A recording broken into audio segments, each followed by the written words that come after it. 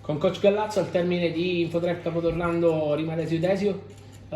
Coach, prima di tutto un'analisi della partita, poi lascio la parola ai colleghi.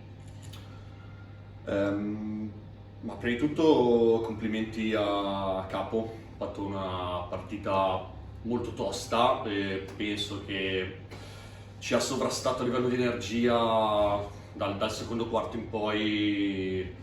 Credo che la chiave sia stata quella, rimbalzo d'attacco e l'energia che loro hanno messo. Abbiamo avuto problemi di falli dall'inizio e a parte il primo quarto in cui credo siamo stati molto bravi ad approcciare la partita e abbiamo avuto delle ottime percentuali, ma credo costruendo anche abbastanza bene, poi abbiamo subito troppo fisicamente, credo, e siamo sempre stati a rincorrere, c'è poco da dire. Poi insomma credo che anche i dati a rimbalzo sono lampanti e credo che una partita del genere, quando subisci così tanto in trasferta e lasci anche qualcosina di facile in appoggio, le palle sporche, insomma ho visto Capo molto più vogliosa di noi di vincere questa partita.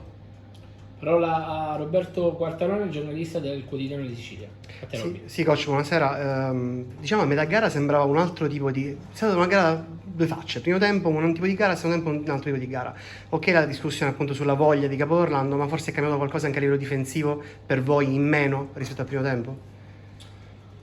Ma credo che sia stata una partita poi di parziali, anche perché credo che abbiamo subito un parziale importante alla fine del terzo quarto che ha continuato l'inizio, poi scusami, alla fine del secondo quarto che poi ha continuato l'inizio del terzo. A un certo punto penso che eravamo 17-1 e noi poi abbiamo, anche per problemi di falli, ma abbiamo provato a inventarci anche qualcosa, a fare qualcosa per cercare di mettere in difficoltà, e abbiamo alternato dalla difesa zona e non è andata neanche così male, ecco. Poi però anche lì penso che poi il punto sia stato la difficoltà nel non riuscire a chiudere le azioni difensive e quando poi siamo andati a zona, anche lì non siamo riusciti poi a accoppiarci a rimbalzo, e credo che poi la chiave sia stata veramente quella sui rimbalzi offensivi. Ok, grazie coach. Coach, te la faccio io una domanda molto da ex giocatore. Sì. Ti aspettavi questo inizio complicato di Capodorlando? Cioè, vista stasera, ti aspettavi questo tipo di classifica per l'Orlandina? No, assolutamente no. Quando parlavamo a inizio anno era abbastanza scontato inserire Capo nelle prime quattro, ma cosa che ho fatto anche in tante interviste.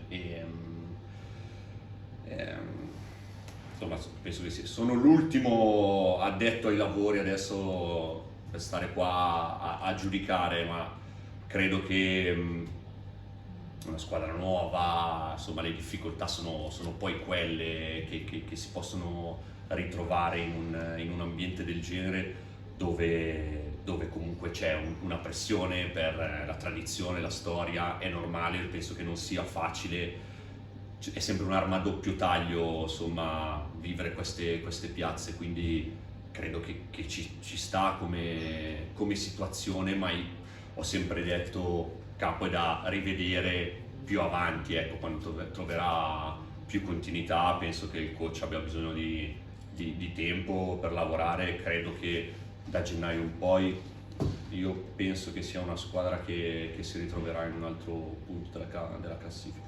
Ed invece quanto ha influito il turno infrasettimanale per voi in questa partita?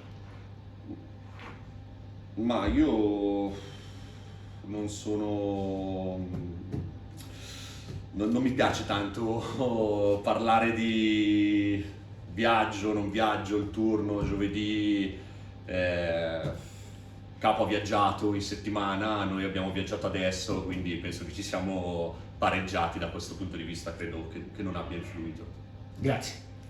A voi.